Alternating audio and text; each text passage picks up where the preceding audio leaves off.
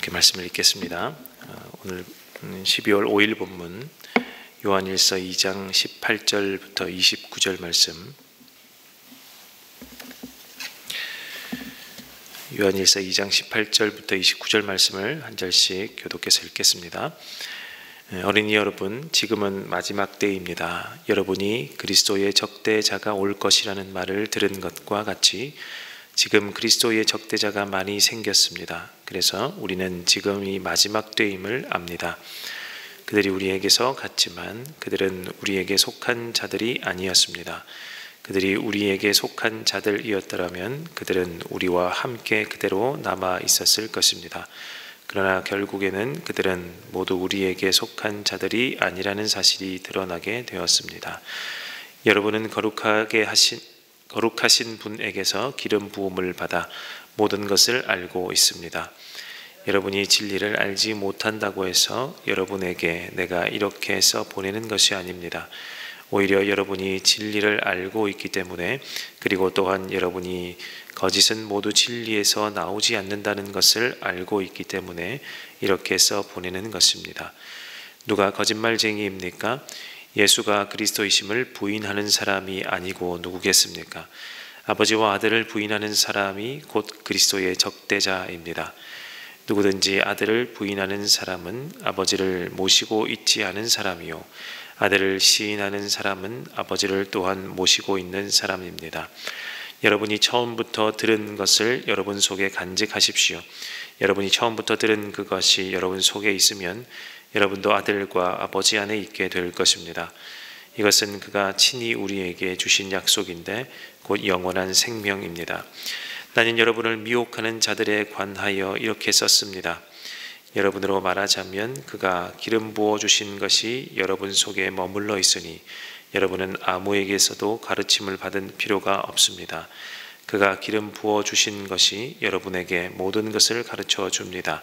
그리고 그 가르침은 참이요 거짓이 아닙니다. 여러분은 그 가르침대로 언제나 그리스도 안에 머물러 있으십시오. 그러므로 자녀된 이 여러분, 그리스도 안에 머물러 있으십시오. 그렇게 해야 그가 나타나실 때에 우리가 담대함을 가지게 될 것이며 그가 오실 때에 그 앞에서 부끄러움을 당하지 않을 것입니다. 여러분이 하나님께서 의로우신 분임을 알면 의를 행하는 사람은 누구나 다 하나님에게서 났음을 알 것입니다. 아멘.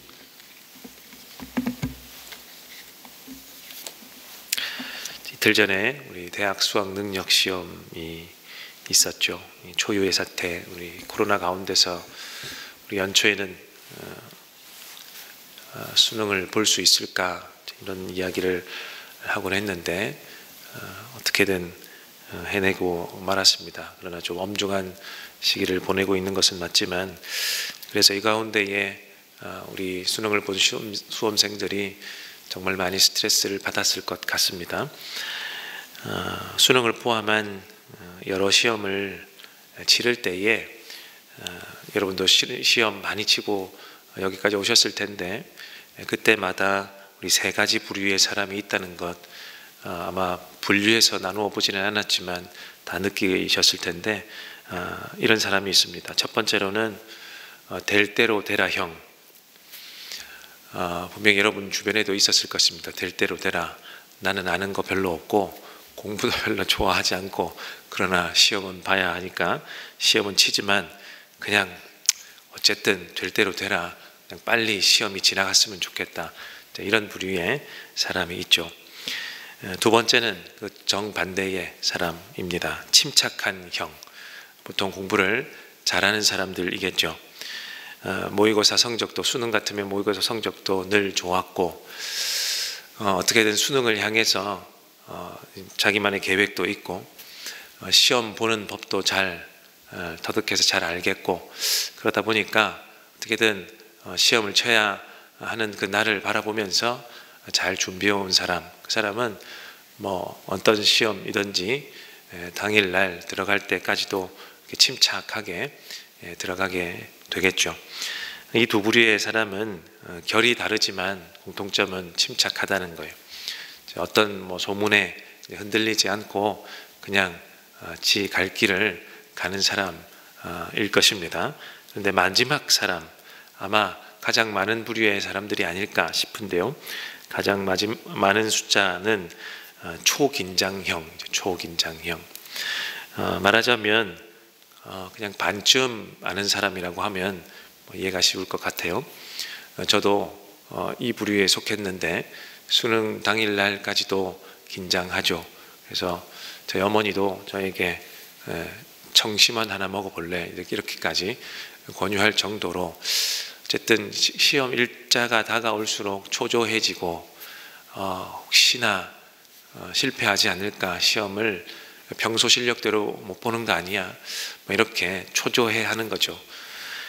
근데 이런 사람들은, 부류의 특징의 사람들은 여러분 족보 잘 아실 텐데 시험 문제가 이렇게 써머리 돼 있는 거, 그러니까 뭔가 정리 요약돼 있는 거, 힘을 많이 들이지 않아도 뭔가 특효약처럼 누가 이렇게 만들어 놓은 거, 그런 거 있다 그러면 막 우르르 몰려 다니는 것이 특징이 아닐까 생각이 됩니다. 시험에 대한 확신이 부족하니까요. 내 실력에 대한 확신이 부족하니까 담대함이 사라지고 자꾸만 흔들리고 의심하게 되고 불안하고 초조하고 이렇게 가는 것 같아요. 자, 오늘 말씀을 보니까 사도 요한이 이와 비슷한 이야기를 하고 있습니다. 마지막 때를 이야기합니다. 마지막 때에 적그리스도가 있다 그럽니다. 근데 이 마지막 때는 결론적으로 말하면 예수님이 처음 오셨을 때, 베들레헴에 오셨을 때, 그때로부터 우리가 지금 다 기다리고 있는데 예수님이 다시 오실 그때까지, 그때를 다 총칭하여 마지막 때라고 합니다. 이 모든 기간이 마지막 때인데, 근데 이 요한이 이 서신을 적어서 꼭 읽어야 되는 이 교회의 사람들, 그 사람들도 이제 마지막 때를 사는 사람이요, 우리도 마찬가지인데, 그때의 요한이 편지를 읽는 그 사람들하고 우리와의 긴장도는 현저히 차이가 나죠. 우리는 2000년이 넘도록 예수님이 오지 않다 보니까 긴장감이 이렇게 많이 느슨해져 있지만 그 당시의 사람은 곧 오실 것이다. 왜냐하면 예수님이 승천하신 지 얼마 안 됐고 그들의 제자들, 예수님의 제자들이죠. 이 제자들이 전하는 그 말씀을 들어보고 종합해보면 예수님이 곧 오신다, 살아서 볼 사람들도 있다, 이렇게 하니까 곧 오시겠구나. 그러니까 늘 박해도 있고 외부로부터의 이 사단의 공격들이 너무나 많은 시대에 살았으니까 이제 예수님이 오시면 다 끝나겠구나, 어떻게든 버텨야겠구나 했기 때문에 그 긴장도는 우리보다 훨씬 높았을 것입니다. 자, 이런 긴장감이 높은 때에 교회 안에 적그리스도의 가르침을 가르치는 자들이 들어왔습니다. 언뜻 보기에는 저 사람도 예수 그리스도를 믿는 사람 같아 보이니까 이 한 공동체를 이루고 있었는데, 이 시간이 갈수록 자꾸만 다른 가르침을 가르치는 겁니다. 그 시대에 유행했던 가르침이기도 했고, 그리고 예수님이라는 사람을 못마땅하게 여기는 사람들도 있었고, 여러 가지 가르침을 가르치는 사람들이 있었는데, 어떻게든 통칭하여 적그리스도, 그리고 적그리스도의 가르침을 가르치는 자라고 요한이 이야기하는데, 그 사람들이 이 교회 안에 있었다라는 것입니다. 그 가르침에 미혹된 사람들도 있었습니다. 지금 이 글을 적는 때는 요한이 이 글을 이렇게 적으면서 권면하고 있는 이때는 사실 이 사람들이 그 교회로부터 다 떠나간 상태라는 것을 오늘 말씀을 보면 알 수 있어요. 그러면 이 거짓 가르침이 뭐였나? 여러 가지가 있었을 텐데 크게는 두 가지였습니다. 첫 번째는 예수님이 그리스도가 아니다라는 거였어요. 예수는 그냥 사람일 뿐이지 그리스도가 아니라는 거예요. 그리스도가 무엇입니까? 이 그리스도는 이제 헬라어로 표현된 것입니다. 헬라어 표현으로 그리스도인데 이것을 번역하여 히브리어 표현으로 하면 메시아거든요. 메시아가 그리스도입니다. 그러니까 예수 그리스도, 예수 메시아 같은 말이죠. 메시아는 뭐죠? 구원할 자라는 거죠. 우리를 죄로부터 구원할 자가 메시아, 그리스도도 마찬가지요. 그러니 당신들이 알고 있는 예수는 그리스도가 아니라는 겁니다. 예수는 메시아가 아니야. 예수는 우리를 죄에서 구원할 자가 아니야 라는 거예요. 그냥 사람일 뿐. 어떻게 저 사람이 평범해 보이는 저 사람이 우리를 죄로부터, 이 험악하고 정말 깊은 이 죄로부터 우리를 구원한단 말이야. 절대 그럴 수 없지. 이것이 첫 번째 거짓 가르침이었고요. 두 번째는 아버지와 아들을 부인한다고 되어 있습니다. 예수가 어떻게 하나님의 아들이냐라는 거죠. 아버지를 부인한다는 것은 아니고요. 그 관계를 부인하는 거예요. 아버지, 하나님 아버지, 아들 예수, 어떻게 신적인 존재 하나님이 아들을 낳냐, 아들을 가지고 있을 수 있냐, 말도 안 돼. 하나님 예수, 그가 그의 아들 아버지라고, 예수의 아버지가 하나님이라고 절대 말이 안 돼. 그건 있을 수 없는 일이야. 이렇게 부인하는 거예요. 사실은 이 두 가지가 기독교의 근본 진리죠. 근본 베이직입니다. 이것을 지금도 부인하는 사람을 이단이라고 하죠. 이것을 잘못 가르치는 사람도, 왜곡된 표현 내지는 왜곡된 가르침으로 가르치는 사람도 지금도 이단이라고 합니다. 왜냐하면 이 두 가지는 오고 오는 모든 세대에 아무도 부인할 수 없는 진리이기 때문에 그렇죠.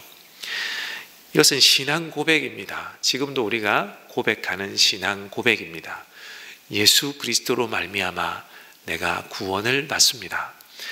왜냐하면 그분은 하나님의 아들이시기 때문입니다.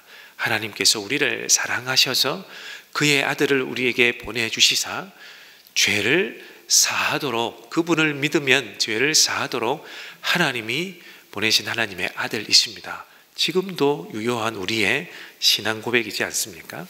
그런데 이것을 부인하는 가르침, 이것을 왜곡되게 가르치는 가르침을 다 종칭하여 이것을 가르치는 사람을 다 무엇이라 했냐면 적 그리스도다, 이렇게 요한이 표현하게 하고 있는 것이죠. 그런데 이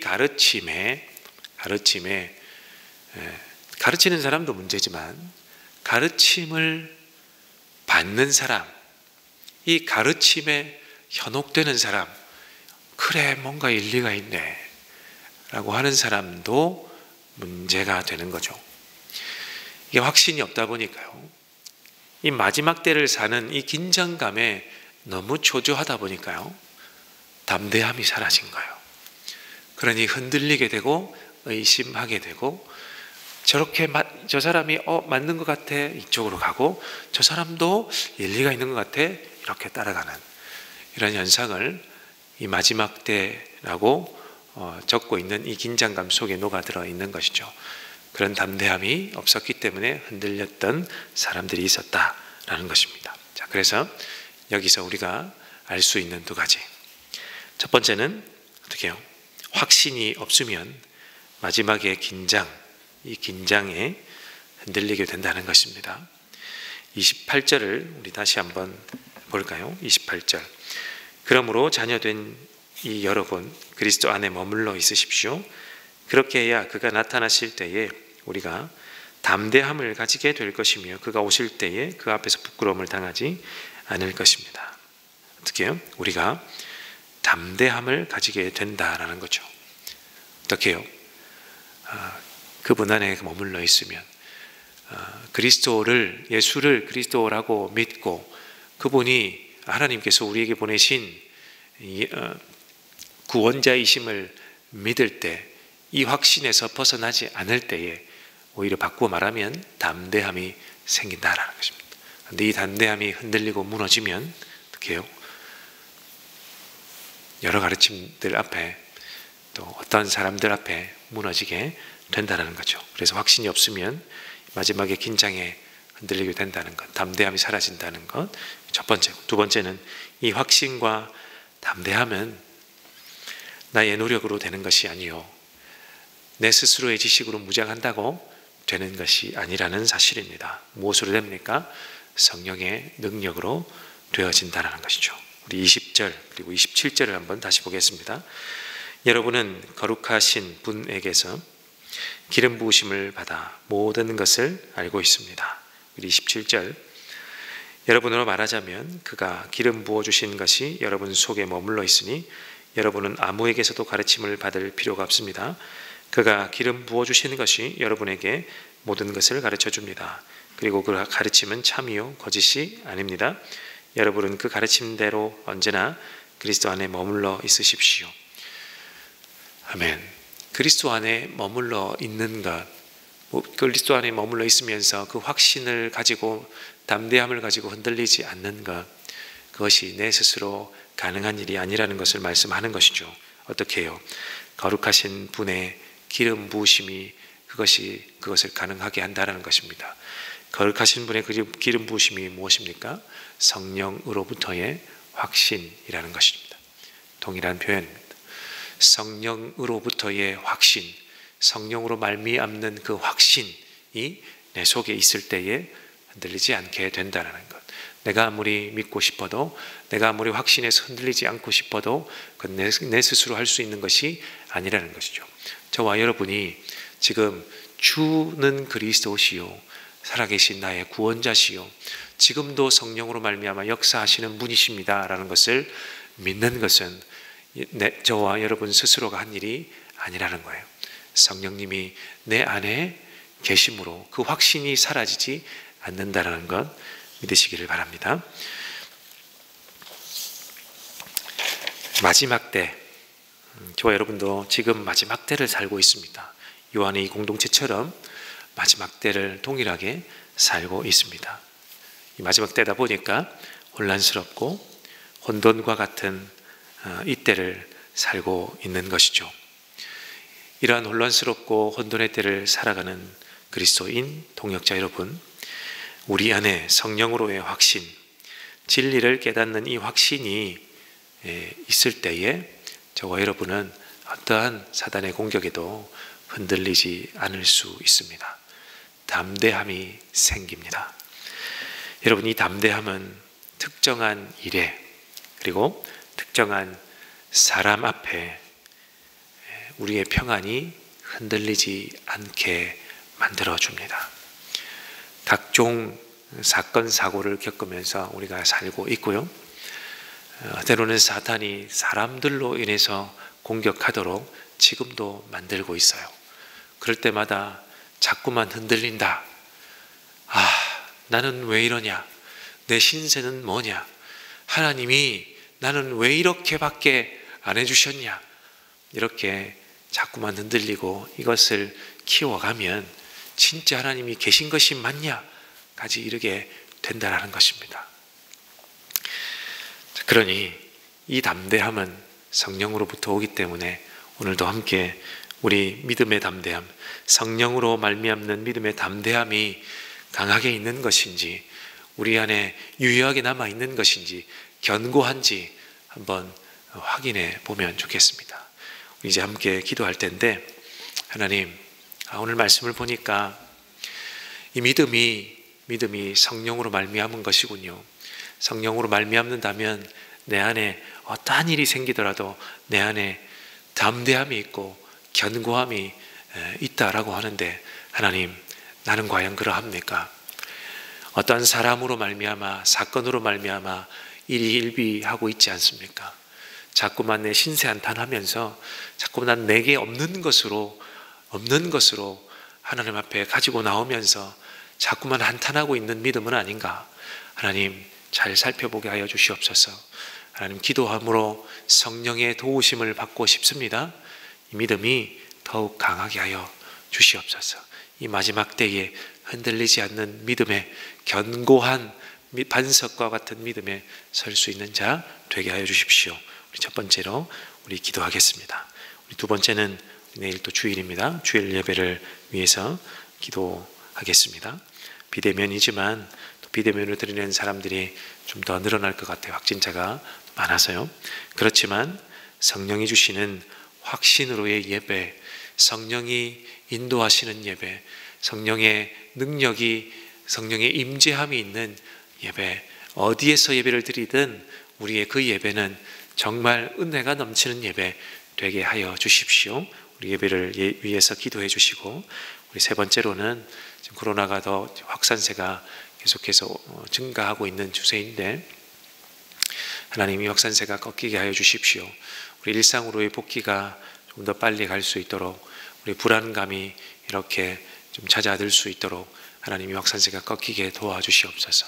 정말 또 우리가 잊고 있는 것, 이 사람들이 이 증가하면 증가할수록 우리 의료진들은 정말 쉴 틈 없이 계속해서 돌아가고 있습니다. 과로하고 있죠. 그 의료진들을 위해서도 한번 기도해 주시면 좋겠습니다. 우리가 일상이 무너지지 않도록 하나님 우리를 붙들어 주십시오. 이 코로나의 확진의 확산세도 하나님 꺾일 수 있도록 도와주십시오. 함께 이 세 가지를 위해서 우리 함께 기도하고, 여러분의 기도의 제목을 가지고 또 함께 기도하시다 또 돌아가겠습니다. 함께 기도합니다.